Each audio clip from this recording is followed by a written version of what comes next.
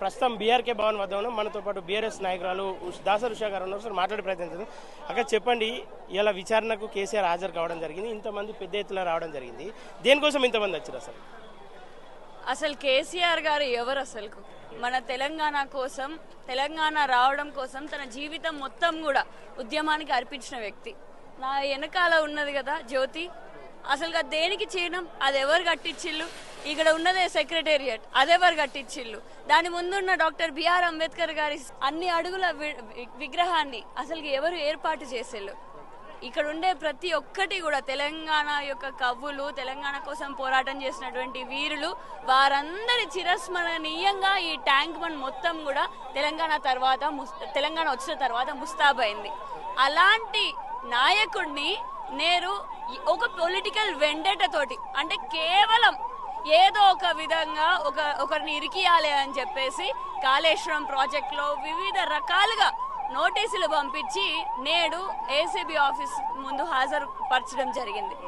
మరి ఇదే PC Ghosh commission వారందరినీ కూడా ఒకటే నేను అడుగుతున్నది ఏంటంటే, అసలు నిజంగా దాంట్లో వాస్తవాలు ఉంటే మరి ఒక ముఖ్యమంత్రి గారిని రావాలా ముందు, లేకపోతే ముఖ్యమంత్రి గారు డైరెక్ట్ పోయి ఇటుకలు వేరుస్తారా, డైరెక్ట్ పోయి సిమెంట్లు వేరుస్తారా? మరి కాళేశ్వరం కృంగింది అని అంటే దాని వెనకాల ఎంతమంది గవర్నమెంట్ ఆఫీసర్స్ ఉంటారు, ఎంతమంది కాంట్రాక్టర్స్ ఉంటారు?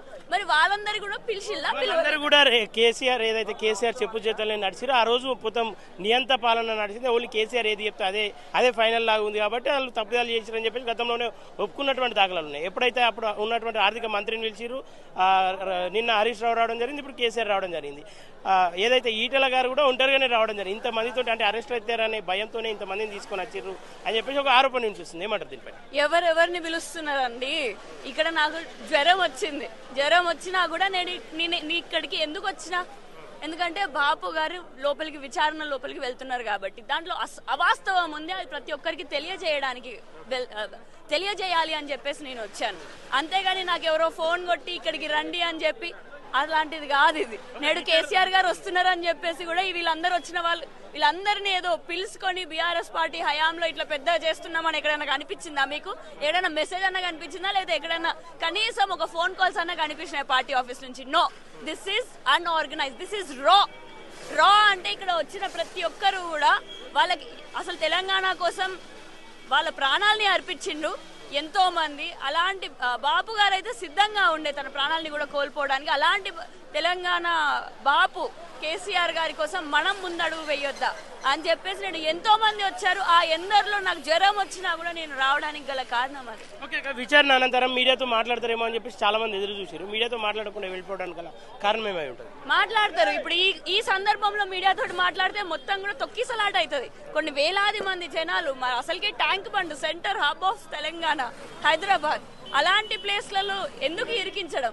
ఎందుకు ఈ ఇరుకులాటలో ఉండి, ఈ గుద్దులాటలో ఉండి ఆ విధంగా పైన ఏదో ప్రెస్ మీడియాతో మాట్లాడే కంటే నిజంగా మీకు కావాల్సినటువంటి మ్యాటర్ మొత్తం కూడా తప్పకుండా మీ అందరికీ కూడా ప్రెస్ మీట్ పెట్టి తెలియజేయడం జరుగుతుంది త్వరలో. కేసీఆర్ కు నోటీసులు అందించడం పైన కల్వకుంట్ల కవిత జాగృతి తరపున ధర్నా చేయడం జరిగింది. కానీ బీఆర్ఎస్ వాళ్ళు ఎక్కడ కూడా నోరు జరపడం లేదు, ఎట్లాంటి మూవ్మెంట్ జరపడం లేదు. దానికి అంటే ఏదైనా తప్పిదాలు ఉన్నాయని చెప్పేసి సైలెంట్ ఇవ్వమని చెప్పి ఆదేశాలు ఏమైనా ఉన్నాయి? అట్లా ఇవి ఎక్కడైనా తప్పిదాలు లెక్క కనిపిస్తున్నాయా? అసలు ఆదేశాలు అసలు చెప్తున్నా కదా. కల్వకుంట్ల కవితక్క గారు ఏ పార్టీకి చెందినవారు? బీఆర్ఎస్ పార్టీకే కదా. జై జాగృతి జై కేసీఆర్ అన్నారు కానీ ఎక్కడ కూడా జై బీఆర్ఎస్ అని చెప్పేసి మాట కూడా మాట్లాడలేదు. ఆమె బీఆర్ఎస్ వ్యక్తి అని చెప్పేసి ఎట్లా అందుతారు? తప్పకుండా ఇప్పుడు కల్వకుంట్ల కవితక్క జాగృతి నుంచి చేసినా, ఎక్కడి నుంచి చేసినా ఇండివిజువల్ గా అక్క ఎవరు? ముందు కేసీఆర్ గారి బిడ్డ, తర్వాత బీఆర్ఎస్ లో ఒక పాత్ర పోషిస్తున్నారు. నేను ఒక ఎమ్మెల్సీ క్యాండిడేట్ బీఆర్ఎస్ పార్టీ నుంచి. సో తను సొంతంగా చేసిందా, జాగృతి నుంచి చేసిందా, బీఆర్ఎస్ పార్టీ నుంచి చేసినా, ఏ పార్టీ నుంచి చేసినా అది కేసీఆర్ గారి కోసమే. మరి కేసీఆర్ గారు ఎవరు? బీఆర్ఎస్ పార్టీని నడిపిస్తున్నటువంటి అధినాయకత్వం. మరి ఆ అధినాయకుడు ఎవరు ఏ విధంగా చేయాలనుకునే ధర్నాలు ఇక్కడ మాత్రమే కాదు, రాష్ట్రం మొత్తంలో మీకు కనిపించట్లేదు కావచ్చు, ఎన్నో చోట్లల్లో కూడా జరుగుతున్నాయి. నేడు ఇక్కడికి ఒక్కొక్క ఎమ్మెల్యే వచ్చారు అని అంటే ఆ ఒక్కొక్క ఎమ్మెల్యే అంటే ఎవరు?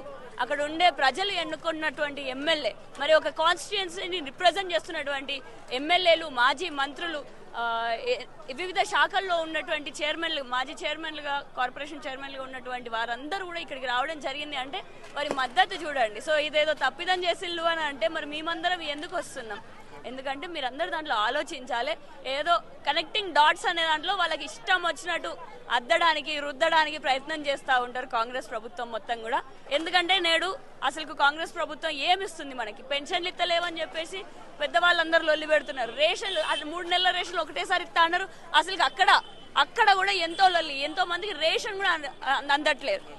ఇవ్వకపోతే కనీసం బీఆర్ఎస్ పార్టీ హయాంలో ఇచ్చినటువంటి పథకాలే అమలు చేయకపోతే ఇంకా మహాలక్ష్మి పథకం కింద తులం బంగారం అని చెప్పేసి ఇవన్నీ ఎప్పుడు చేస్తారండి? 500 బోనస్ అన్నారు, అన్ని రకాలని అంటున్నారు, కానీ ఇప్పుడు అన్ని రకాలకి ఎందుకు ఇవ్వట్లేదు? సో మేము అడిగేది ఏంటంటే, మేము ఒక ప్రశ్న అడిగినప్పుడు దానికి టాక్టిక్స్ యూజ్ చేసుకుంటూ అక్కడి నుంచి మళ్లించడానికి కాంగ్రెస్ ప్రభుత్వం, రేవంత్ రెడ్డి గారు మా యువకులకి June 2 రోజు జాబ్ క్యాలెండర్ విడుదల చేస్తానన్నారు. ఏడికి పోయింది? స్టేట్ ఫార్మేషన్ డే రోజు మాకు జాబ్ క్యాలెండర్ రిలీజ్ చేస్తా అన్నారు. ఇలాంటి టాపిక్స్ నుంచి మళ్లించడానికి చేసేటటువంటి కుట్ర అని చెప్తాను. ఈ సూర్యుడిని మన చేతులతో ఆపగలుగుతామా? సూర్యకాంతిని అదే విధంగా నిజాన్ని కూడా ఎప్పుడు కూడా చేతులతోటి ఆపలేరు. మీరు ఎన్ని మాటలు మాట్లాడినా, ఎన్ని అరెస్టులు చేసినా, జైళ్ళకి తీసుకొని పోయినా కూడా, ఇట్లాంటి ఎన్ని విచారణలు చేసినా కూడా నిజం ఎప్పటికీ ఆగదు. అది బయటికి వస్తుంది. ఆ బయటికి వచ్చేంత వరకు మనందరం కూడా, తెలంగాణ ప్రజలందరినీ కూడా ధైర్యంగా ఉండాలి అని చెప్పేసి కోరుకుంటున్నాను. ఎందుకంటే కేసీఆర్ అంటే ఒక గుండె చప్పుడు ఎంతో మంది గుండెలకి.